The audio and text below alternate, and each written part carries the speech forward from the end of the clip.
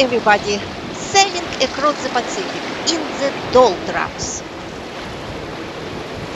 20 days we were in the ocean and the weather was different. We showed you calm days and scary stormy days. Last video you saw and in this video a night of upwind squalls, a meeting at sea and world bread. Why this world bread? You will see. It is our 11th and 12th days at the Pacific Ocean. At this point, we were in what is known today as the Intertropical Convergence Zone. The Intertropical Convergence Zone is a fancy name for something that's been known to sailors for hundreds of years as the doldrums, which are an area that can be located somewhere roughly between 5 degrees north of the equator and 5 degrees south of the equator. It's a band within those two parallels, located somewhere near those two parallels, and it does move, where there is very little to no wind, often periods of zero wind, and where there are many, many squalls and tropical storms, including electrical storms. The doldrums are an area that have scared sailors, terrified sailors, for hundreds of years because before the era of power, you could be stuck in the doldrums without wind for weeks, days, even months while your water ran out and you sweated and you gradually dried up. We were in the doldrums at this point, but our planning software, routing software was such that we were only in areas of no wind for very short periods of time, not very long periods of time at all. And although we did see our share of squalls, we never really got stuck anywhere. And of course, when you do these days, you have an engine anyway, so it's relatively easy to get out. But the doldrums are still not something that any sailor particularly likes. Of course, the reason why sailors don't like these doldrums and haven't liked them for hundreds of years is mostly over now with the age of power boats. But in the past, sailors could get stuck there for days, weeks, even months at a time with no wind, no ability to move, their water running out because they were limited to what they could carry, and on occasion they even died of thirst in the doldrums because they could not get out. We did not see any sailboat on the radar since we left Mexico, except for the cargo ship in the beginning we showed you. But suddenly there is a boat in the front of us. The name of this boat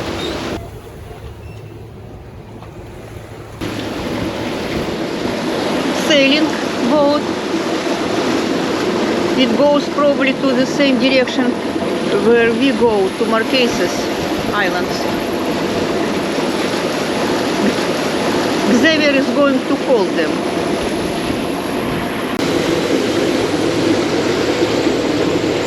Bad bunny for Kanoa, sailing boat.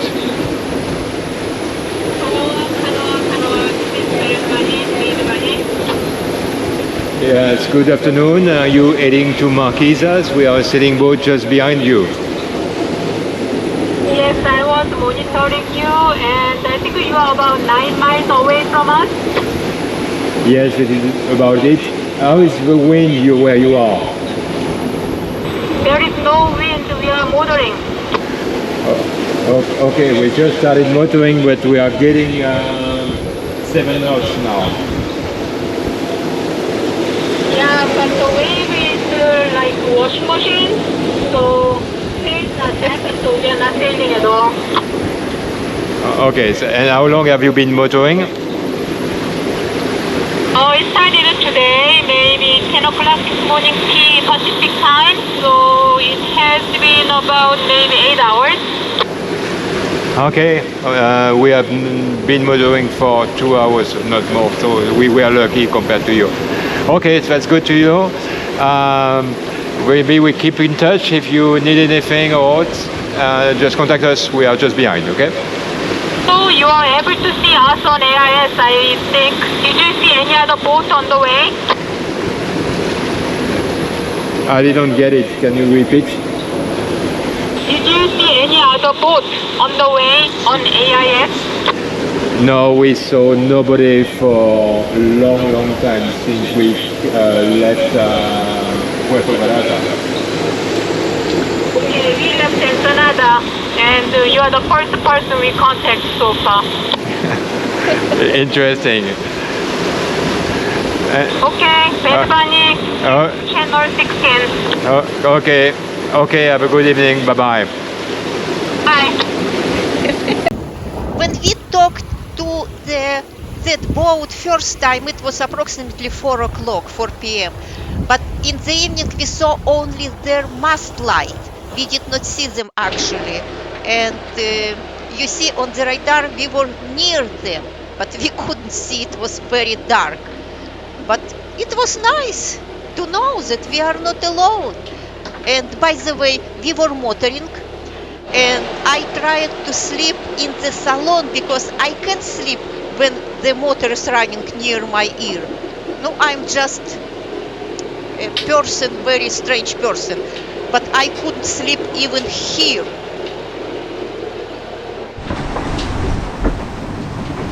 Xavier is going to make some bread. Sugar? Oh, this is sugar. This is sugar. No, no, not coffee. Going to make some bread. He has a bread maker. It is the yeast. Angel. Where is it from, you said? Where is this package from? China. From China. The yeast from China. Okay. The flour from US. The flour from the US. The sugar is from where? Sugar must be from Korea. The sugar is from Korea. Okay. The water is from here. The water is from the Pacific Ocean. He has a recipe right here.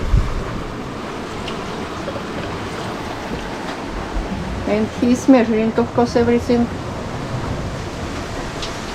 Actually, it is in Chinese. Yes. You don't read Chinese. Okay, who can read Chinese?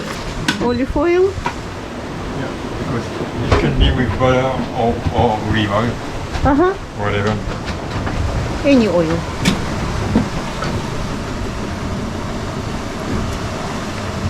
Just a little bit. Yes. Make it nice. It is very difficult to cook because the boat is rocking. Ben is not driving very well. Ben, keep our boat level.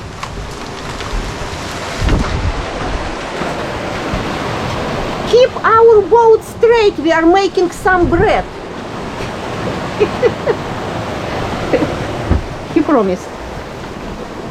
It is how you have to stand in order to not collapse on the floor. Okay, the flour.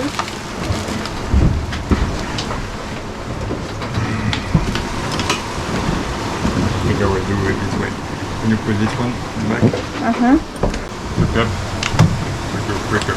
Okay. He made it before, so he knows what he is doing. I didn't do with what I'm doing with the scale, but I cannot use the scale now. It's too rocky. Too rocking, yes. Okay, the egg is supposed to be under, on the bottom. So we do another time better, okay? Yes, yes, it's okay. Anyway, we have to mix everything, right? Yeah. Some sugar. Yes, we do. It is how we are cooking. So The boat is moving we mix the yeast. very fast. Can you give me the yeast? The most important is the yeast. Yes. One package of the yeast. Okay. And we have paper clips. We use it for bread number 2, okay? Yes. And now there is a bread maker.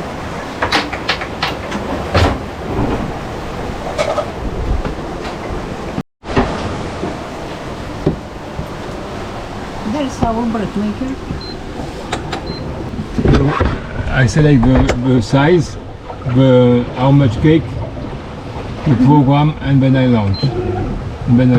Okay, starting. Okay. Everything is set. Yes. Now we have to put what we mixed, right? Yes. Okay. In 3 hours 40 minutes we will see what we will get, right?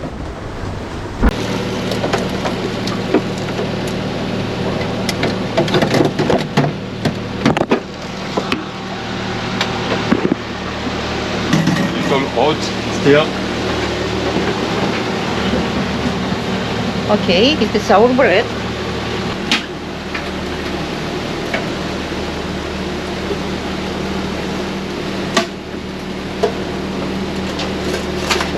Yay! Smells good. How does it taste? Good? Okay. Okay? It's manageable. Not the best, But it is great. We have bread. it is bread. Our bread. Great bread from Xavier. Okay. You can see our bread has holes. This means it is a good bread, I assume. You can see on the radar there are 3 squalls. Over here, 1, 2, 3. It is the radar shows, and let's see where it is now. And they are right there, all 3 of them. But I hope they passed us and we are not going to hit them, or they are us. It starts raining.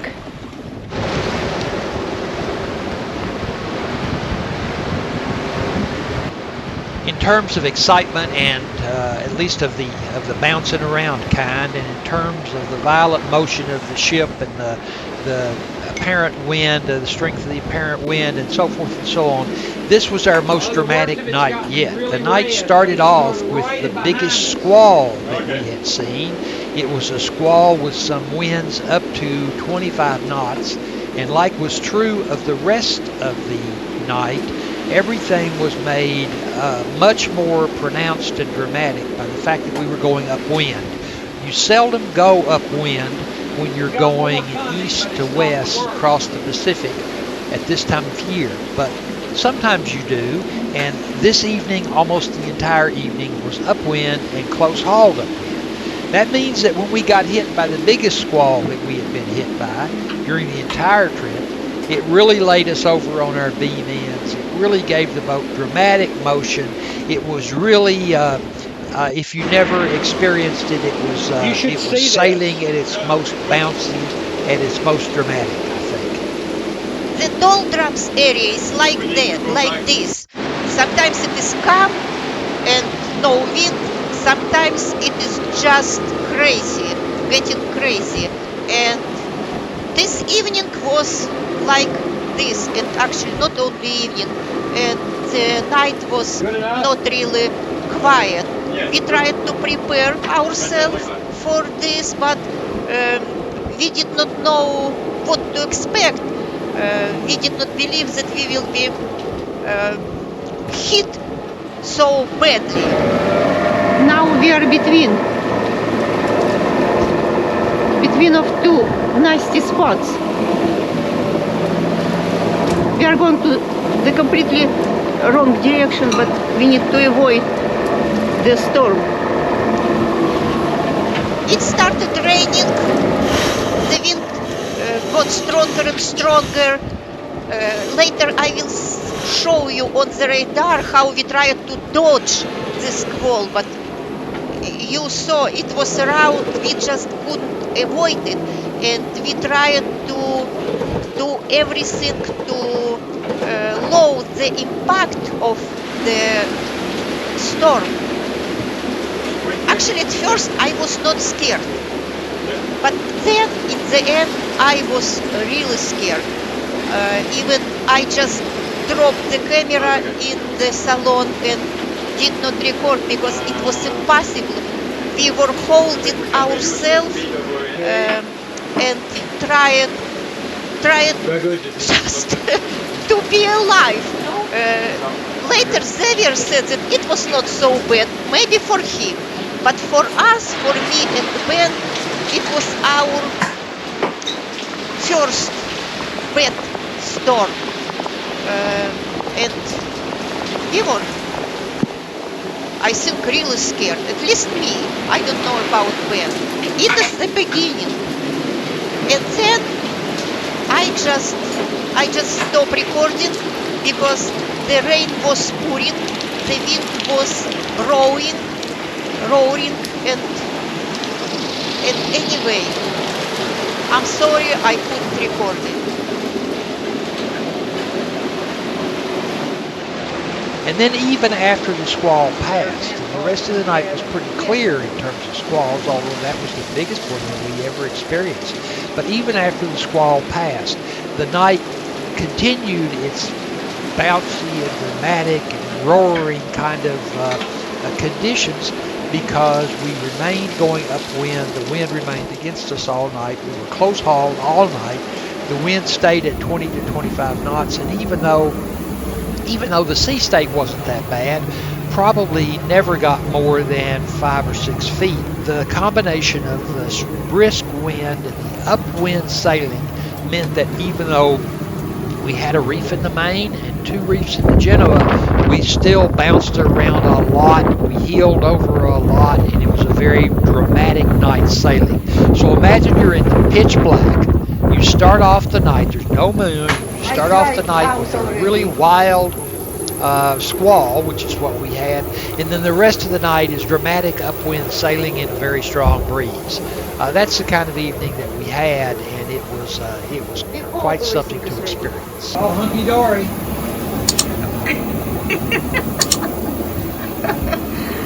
Everything is over, I think.